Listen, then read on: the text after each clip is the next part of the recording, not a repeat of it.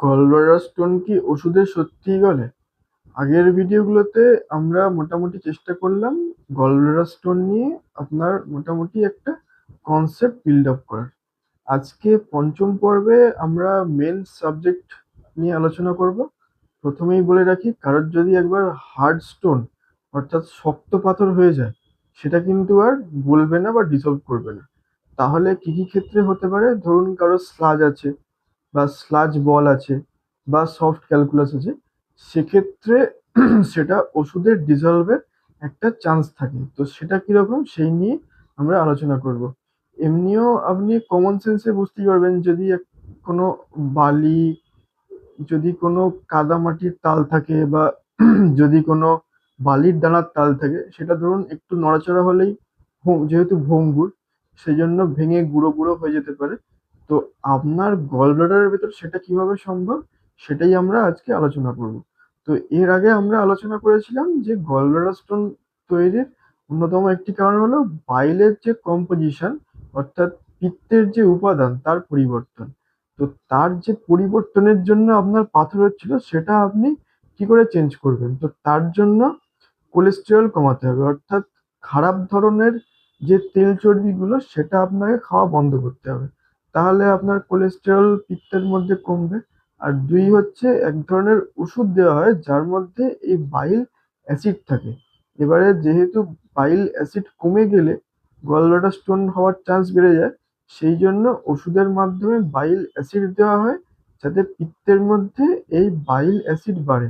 অর্থাৎ সংক্ষেপে বলতে গেলে, পিত্তের মধ্যে কোলেস্টেরল কমাতে হবে এবং বাইল অ্যাসিড বাড়াতে হবে। তাহলে পিত্তের কম্পোজিশন বা উপাদানগত যে কম্পোজিশন সেটি নর্মালের দিকে আসবে। শুধু কি এটাই যথেষ্ট? যে না, শুধু এটা যথেষ্ট নয়, এর সাথে যেটা দরকার সেটা হচ্ছে, আমরা আগে আলোচনা করেছিলাম যে পিত্তথলি বা গল ব্লাডারের নর্মাল সংকোচন প্রসারণ, সেটাও কিন্তু দরকার। ধরুন আপনার পিত্তথলিটা ঠিকমতো সংকুচিত প্রসারিত হয় না, সেক্ষেত্রে কিন্তু শুধু এই ওষুধ বা ডায়েট চেঞ্জে কাজ হবে না।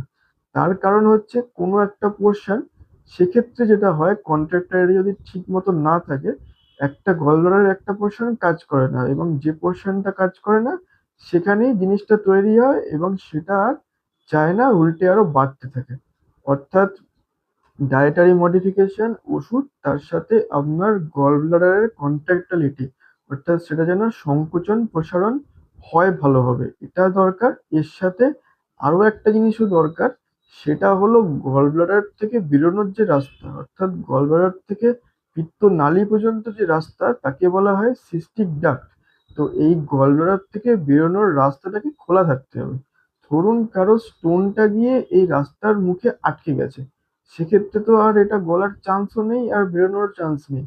সুতরাং আমাদের অনেকগুলো জিনিস এক্ষেত্রে মাথায় রাখতে হবে যে গল ব্লাডার স্টোন গলানোর জন্য।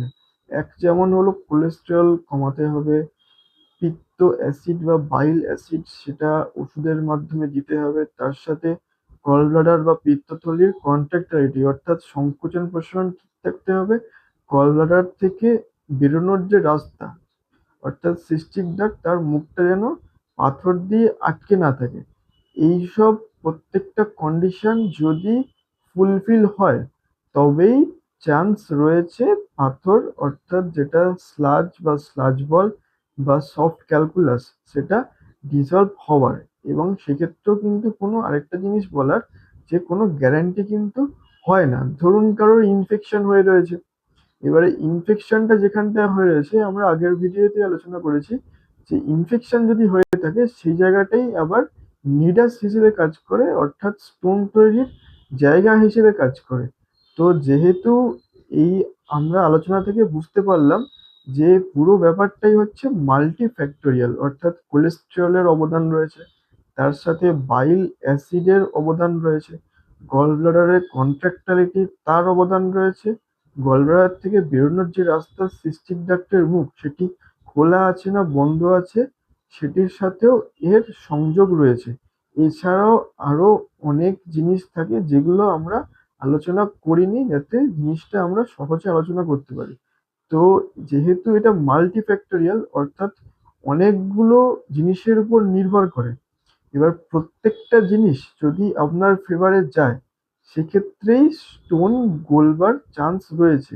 এর মধ্যে কোনো একটা জিনিসও, কোনো একটা পয়েন্টও যদি আপনার ফেভারে না যায়, ধরুন আপনি ডায়েট কন্ট্রোল করলেন, অর্থাৎ কোলেস্টেরলটা নামিয়ে আনলেন, কিন্তু আপনার গলব্লাডারটা হয়তো ঠিকমতো সংকোচন হয় না বা কন্ট্রাক্ট করে না, সেক্ষেত্রে কাজ করবে না।